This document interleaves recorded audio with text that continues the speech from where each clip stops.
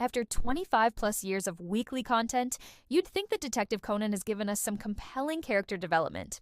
But no, we got stuck in 1996 and everyone's still a middle schooler. So let's do a brutal character analysis to find out why. Starting off, we have the love of Conan's life, Ran Mori. And I know people will have different opinions on this one, but hear me out. Ran's IQ literally drops every season. How can she still not recognize Conan after all this time?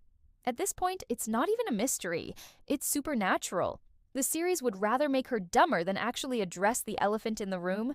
We start off with her being a capable martial artist who can take care of herself. Then what happens? Well, she gets knocked out in every single filler arc.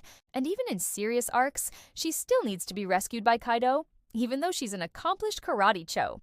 If anything, she regressed into a helpless damsel.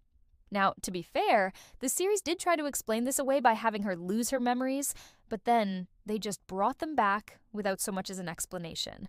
So, I guess that's Ran's character development. Oh, well, she loses her memory, but then she gets it back, and then she loses it, and then she gets it back. Ah, and also she can kick people sometimes. Now let's look at Kogoro, the world's greatest detective, a man whose ego is so big it makes the earth tremble. He's a force to be reckoned with, a man with morals, principles, and honor. Wait, what am I talking about? Since when did he become an actual person? Because last I checked, he was nothing more than a joke character who gets humiliated every episode. His character has literally been degraded from a competent detective to a bumbling idiot who can't solve a case without Conan's help. Yeah, there are a few rare occasions where he does get the spotlight, but these are more like one-off special episodes rather than him actually progressing in the story. Basically, Kogoro is the equivalent of that guy who in high school used to say he was going to be a millionaire someday. Only difference being Conan is now older than that guy, and he's still a freaking joke character. Next up, we have Haibara, the mysterious girl with a tragic past who turns out to be Shiho Miyano, a former member of the secret organization who defected before they could inject her with their poison formula. Okay, yeah, we got all that backstory. But how has this affected her character? Well, besides trauma, she has none. Literally every single thing this woman says is some variation of "I'm traumatized." She literally has no other personality trait besides that. Oh, and she also likes pudding. But this too is played for laughs, since she's always hoarding it or fighting over it with the other characters. So yeah, there goes character development. Here's some pudding. Now write the character.